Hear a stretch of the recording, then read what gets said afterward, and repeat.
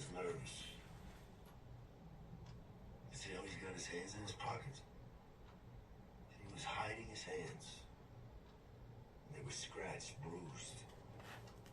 And they looked like defensive wounds. Think Morales got to him? I don't know. I think we should check it out.